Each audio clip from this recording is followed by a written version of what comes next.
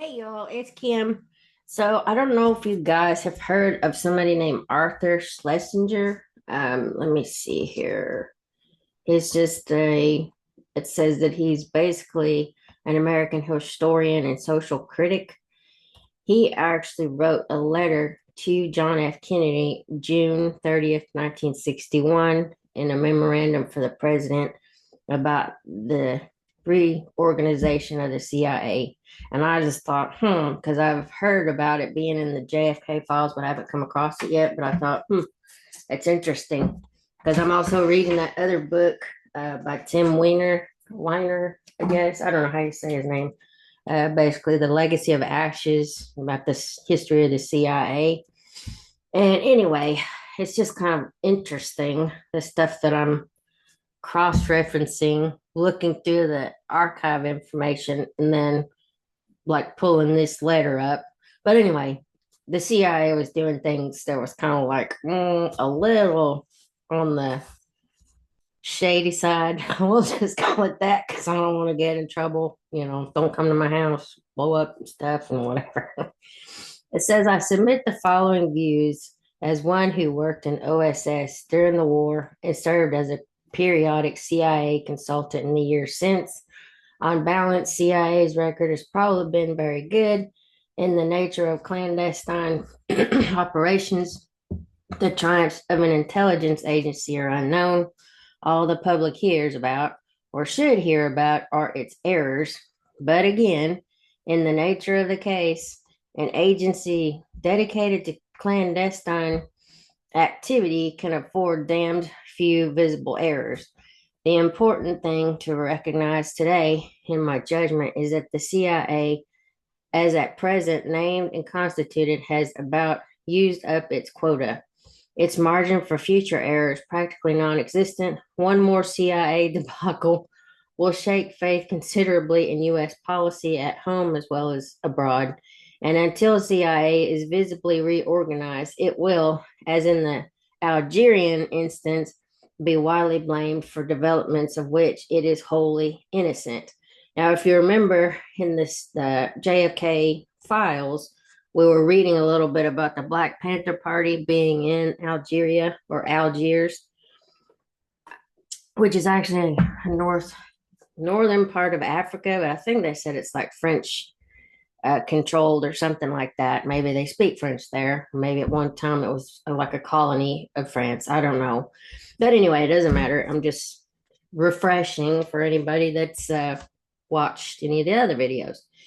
It says the argument of this memorandum is that CIA's trouble can be traced to the autonomy with which the agency has been permitted to operate, and that this autonomy is due to three main causes: an inadequate doctrine of clandestine operations, an inadequate conception of the relationship between operations and policy, an inadequate uh, conception of the relationship between operations and intelligence.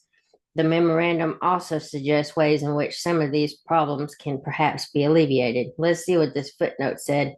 Is or should be a gross and repeated CIA failing has been its occasional readiness to succumb to the temptations of favorable publicity. Oh, I see what they're saying. So basically, they're trying to hide any failings. They don't want any.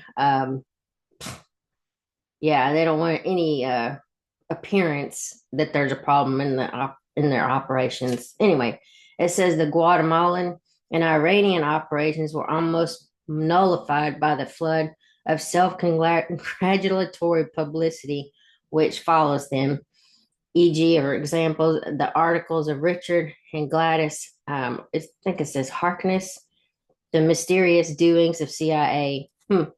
Sorry, I want to make a note of that. I just want to take a picture of this section. I know I could come back to it, but maybe I can look that up. The Saturday Evening Post, October 30th. And then I guess maybe those are the pages, and that was 1954. Okay. It says the CIA autonomy. CIA conducts three main forms of secret work: clandestine intelligence collection, covert political operations, and paramilitary activities. It carries on these functions with relative autonomy. The reasons for the autonomy are historical. And I don't know if y'all remember, but Allen Dulles, I mean, he was fired by JFK, and the, and then I think he wound up on the church committee or one of those committees to investigate his assassination. So that should tell you kind of how Washington works. He was fired, and then I think he was still carrying on some of the not really covert activities, but it was hobnobbing with people in like the Washington, D.C. area and still kind of carrying on just some shady business dealings. We'll just call it that. Okay, it says when CIA began, the State Department still thinking too much in terms of its traditional missions and foreign affairs, looked on this new venture with suspicion and renounced the opportunity to seize firm control of CIA operations. It did not, for example, try to establish any effective system of clearance for CIA activities, and some ambassadors, frankly, preferred not to know what CIA was up to in their countries.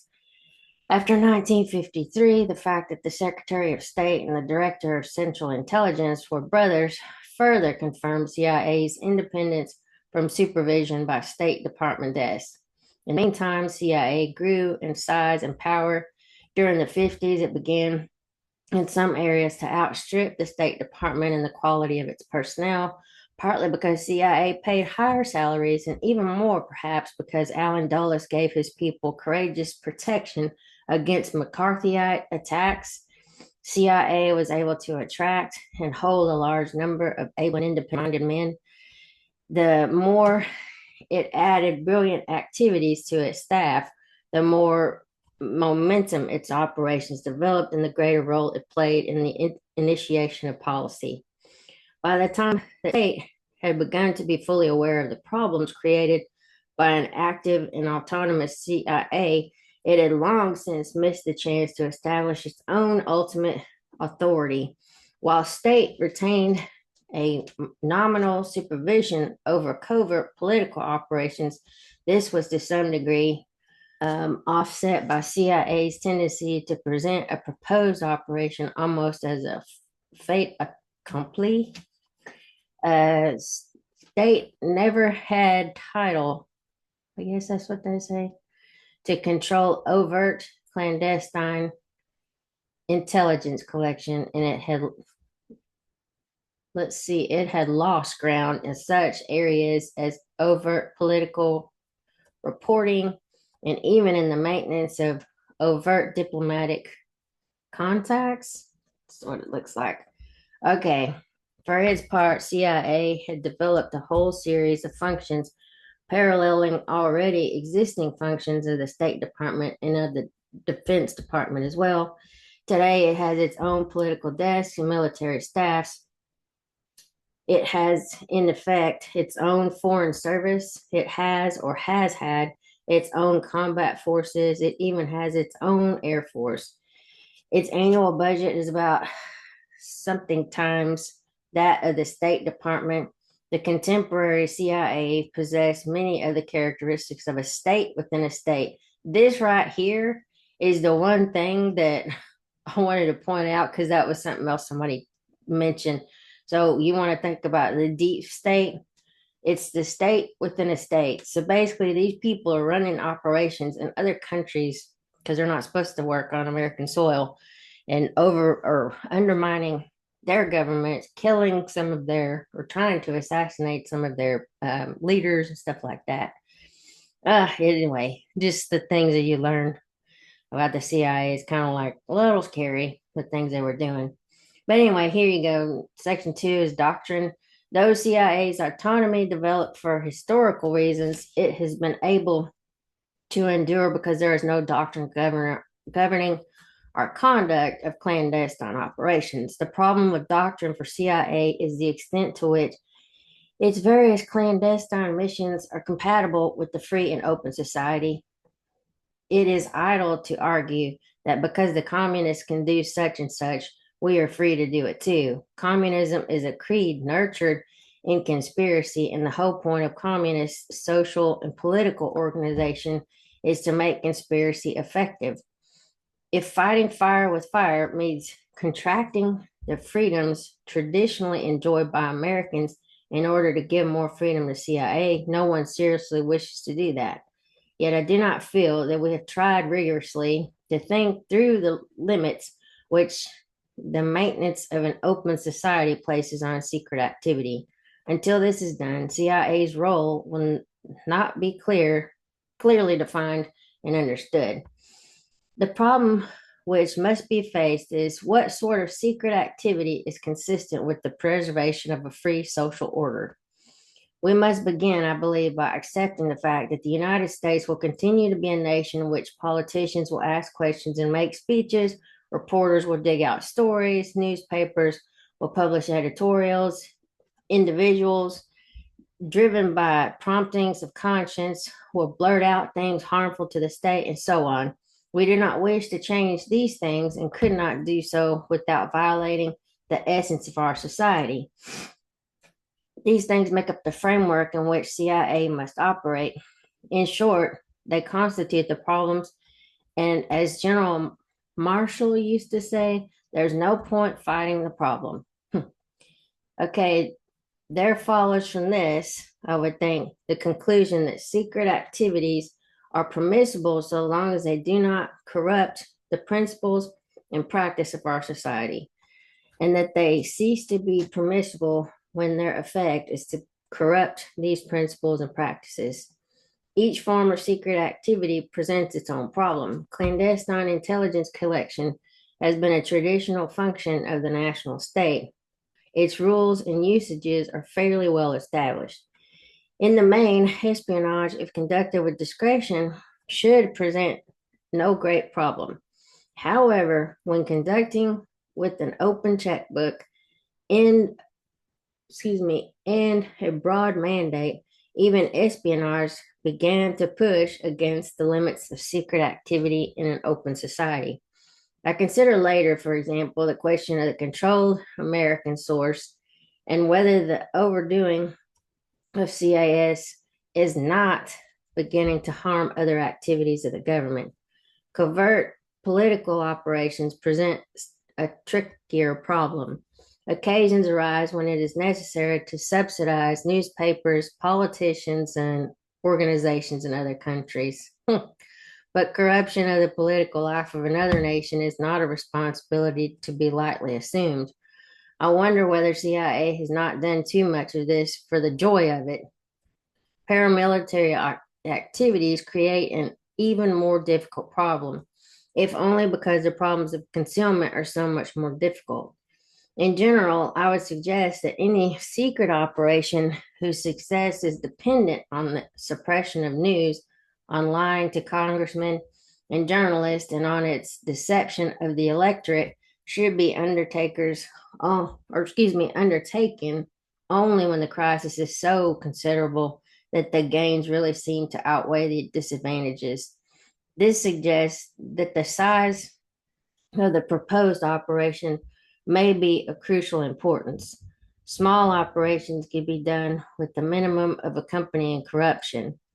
The greater the visibility of the operation, the more its success depends on thwarting the impulses and denying the value of an open society. The riskier it becomes, and the more urgent it is that an overwhelming case be made for its necessity.